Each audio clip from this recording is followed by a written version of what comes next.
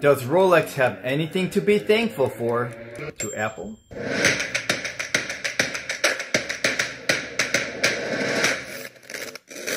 What's up, guys? It's your boy Rich here, back at it again. And for those of us who thought the Apple Watch was going to be the killer of mechanical watches, we can rest easy. Sales of Apple Watches have officially steadied, while sales of Swiss mechanical watches have shown an increase in sales. I never bought into this argument. I thought it never had any merit. But for some of us, for too many of us, it reached a point of an epidemic bordering on the Cuban Missile Crisis. Though that was a legitimate point of concern. Or the way that the Seiko Quartz Astron caused the demise of mechanical watches. And that one is true. The moment Apple's $10,000 gold watch failed, that should have put the nail in the coffin and flushed away any concerns we might have had. Look, a brand cannot be a jack of all trades overnight, and Apple cannot compete with Rolex, just like Rolex could not compete with Apple by introducing us to a laptop. They just appeal to an entirely different audience. Apple Watches have experienced an amazing 4-year run, and they're still selling strongly. In fact, they just sold 8 million watches in the last quarter alone of 2017. And if we look at some of these statistics, some of it is actually surprising, at least to me. I didn't realize such a huge difference between the male and female Apple Watch owners. 86% male, 14% female. I always thought it was a 50-50 split based on my observations. And if we look at the age demographics, it's somewhat surprising.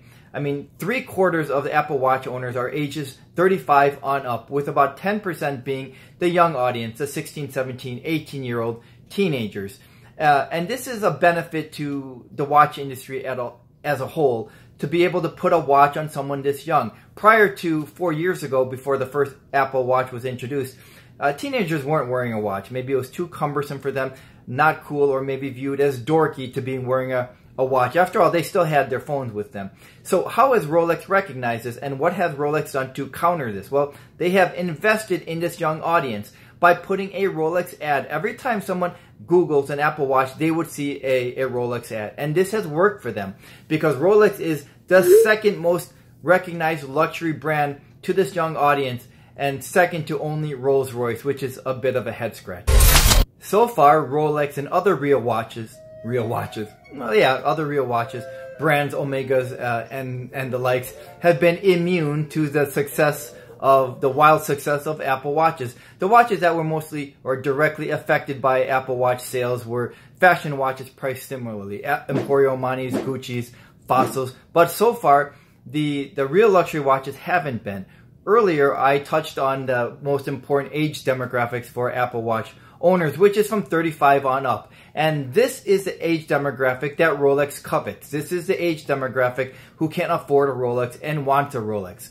This is where the trouble can begin for Rolex and the other brands, because the probability of someone with health needs buying both a Rolex mechanical watch and a health watch is slim. These young Apple Watch owners are learning early on about prestige. Apple Watches are by far and away the most popular watch among high school teenagers, with maybe Samsung and Fitbit being second and third. So this could be akin to an Apple Watch being the Rolex of smartwatches for these high schoolers, with the Samsung and Fitbit being maybe Omega and Breitling. And they learn early on that the more popular the watch is, the more prestigious it is. And every time they look up the Apple Watch, they also see Rolex, and they associate that very early on. That doesn't mean the first real watch of that Apple Watch owner is going to be a Rolex, because it's a lot easier to put a $400 Apple Watch on mom's credit card, or simply ask for it as a Christmas present, than it is an $8,000 Rolex. A large reason of why Apple Watch sales have steadied off is because they're primarily the same watch. We are now on Apple Watch 3, and yes, we can now use the Apple Watch 3 without having a phone in our proximity, but it's still pretty much a direct reflection of our phones and or tablets. So it's not a real necessity. It's just another fun and cool tech gadget to add to our techness. But Apple is always evolving, which means they are going to move away from being just a pure tech gadget watch into a full-blown health watch. And when that watch becomes available, Rolex's bulletproof Kevlar vest will start to wear thin, because now this Apple health watch will be a direct competition to Rolex. The current smartwatches can do the minimum when it comes to health-related issues. Yes, they can monitor our heart rate or count how many steps we've walked or how many calories we've burned. But these are more or less fun health bits that is more or less encourages us to lead a more active lifestyle. But the full-blown health watches will be entirely different.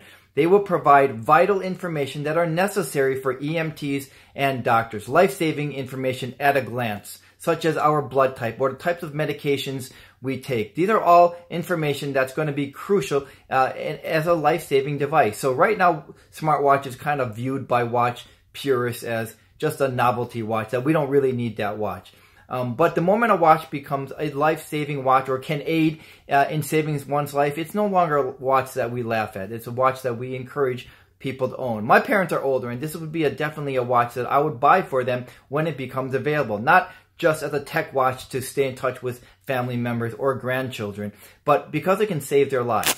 Earlier, we learned about the age demographic of an Apple Watch owner. And while a smartwatch / health watch may not affect a 35-year-old or a 40-year-old as much as an older demographic, it is that older demographic who can afford and wants to wear a Rolex or another high-end luxury watch. But if we're married or have a girlfriend, we also know that we don't have the final say, which means if it's between a watch that we deserve to wear, a watch we want to wear, and a watch that can potentially save our life, our partner will not choose the Swiss one for us.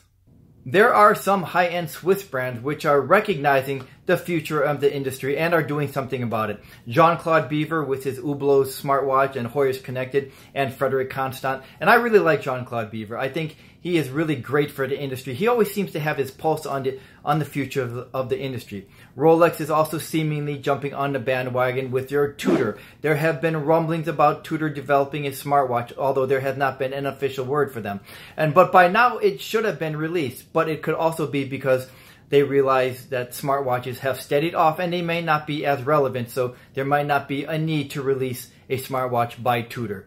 But it could also be that they are recognizing the future of smartwatches in terms of being a health watch. And if that's the case, they might be constantly developing that next smartwatch, being poised and ready for it to be a smartwatch / real health watch. All these Swiss brands are playing catch up. They are well behind all the smartwatch manufacturers.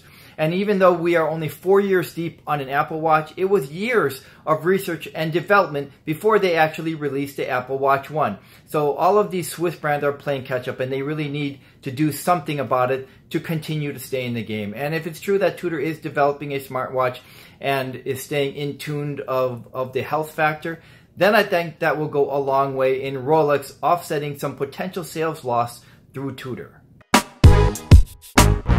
I appreciate the higher-end watch brands who have introduced us to smartwatches, Hublot, Hoyer, Frederic Constant, because when we first learned of those watches, we didn't take them very seriously, and we would often scoff at them and cite that they are overpriced for a smartwatch. But these watches are not failures in terms of sales, which goes to show our acceptance of the future of watches.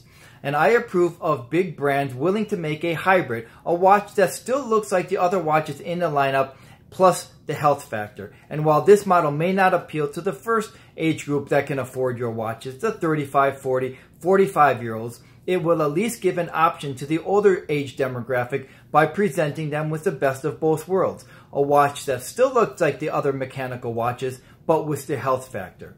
And this is the most important age group to your brand. And if you're thinking that the younger generation is shaking their heads and saying that this is a stupid idea, you're wrong. Because this young generation has already been introduced and has been living the smartwatch lifestyle. So this would make sense for them.